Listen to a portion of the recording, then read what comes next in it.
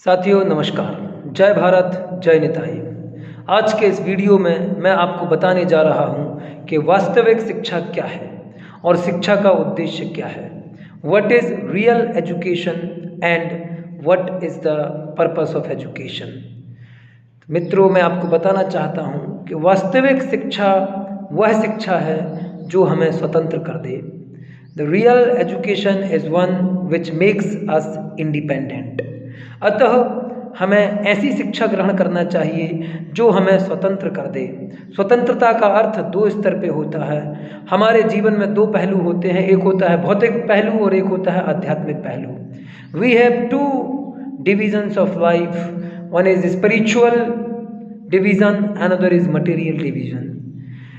तो ऐसी शिक्षा जो हमें आध्यात्मिक रूप से और भौतिक रूप से स्वतंत्र कर दे उसे हम वास्तविक शिक्षा कहते हैं।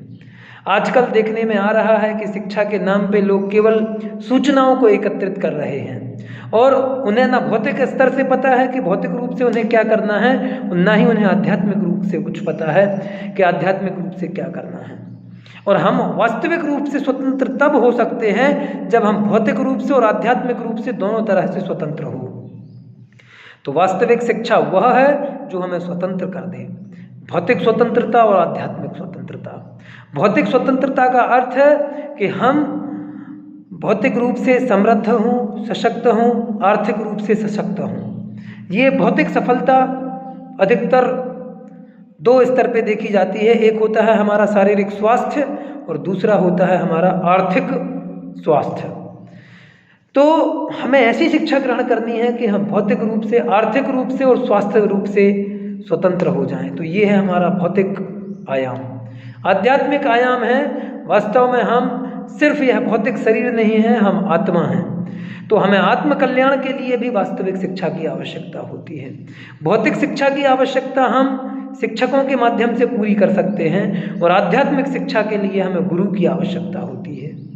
इसलिए शास्त्रों में कहा गया है, गुरुर ब्रह्मा गुरुर विष्णु गुरुर देवो महेश्वरः गुरुर साक्षात परब्रह्म तस्मै श्री गुरवे नमः। So getting a Guru in the life is most important. अतः हमें जीवन में यदि वास्तविक शिक्षा प्राप्त करनी है, जीवन के लक्ष्य को समझना है, तो हमें पूर्ण रूप से स्वतंत्र होना पड़ेगा। पूर्ण रूप से स्वतंत्र होने के लिए हमें भौतिक शिक्षा और आध्यात्मिक शिक्षा दोनों की आवश्यकता है। आजकल देखने में आ रहा है कि लोग केवल भौतिक शिक्षा ग्रहण करते रहते हैं और आध्यात्म और आध्यात्मिक शिक्षा के बारे में सोचते ही नहीं है।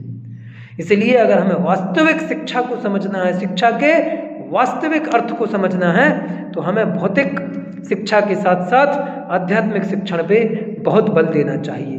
क्योंकि जब तक हमारे पास आत्म बल नहीं होगा, आत्म शिक्षण नहीं होगा, हमारे पास गुरु की कृपा नहीं होगी, गुरु का आशीर्वाद नहीं होगा, तब तक हम आगे नहीं बढ़ पाएंगे। इसलिए वास्तविक गुरु हैं। अगर आज की डेट में हम बात करें तो हम किसको गुरु माने, किसको ढूंढें, तो हमारे सच्चे गुरु स्वीकार करना है तो निताई को अपना गुरु माने। निताई हमारे सच्चे गुरु हो सकते हैं। निताई ने कलयुग में अवतार लिया और उन्होंने सच्ची शिक्षाएं दी कि किस प्रकार से हम स्वतंत्र हो सकते हैं, किस प्रकार से हम इस भौतिक जगत से स्वतंत्रता प्राप्त कर सकते हैं। अतः भौतिक स्वतंत्रता से भी अधिक जरूरी है आध्यात्मिक स्वतंत्रता। अगर हमें शिक्षा के वास्तविक अर्थ को समझना है, वास्तविक मतलब को समझना है, तो हमें आध्यात्मिक शिक्षा ग्रहण करनी ही करनी होगी। क्योंकि ultimate truth is the death. अंतिम सत्य मृत्यु होता है और उस सत्य से हमें दूर नहीं भागना है। हमें यह ध्यान रखते हुए that any time we can die, we should start adopting spiritual values, and spiritual values can be adopted by the mercy of Nitai. Nitai is a great spiritualist, great healer, great mystic yogi, and he is none other than the Supreme Personality of Godhead, Balaram, who appeared as a Nitai. So we can accept Nitai as our Guru and we can get the real education and we can get the real purpose of all the education just by remembering Nitai, by meditating on the Nitai.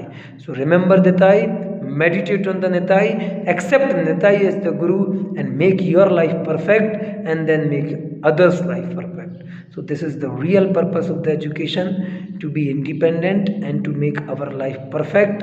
Thank you. Jai Bharat, Jai Nitai.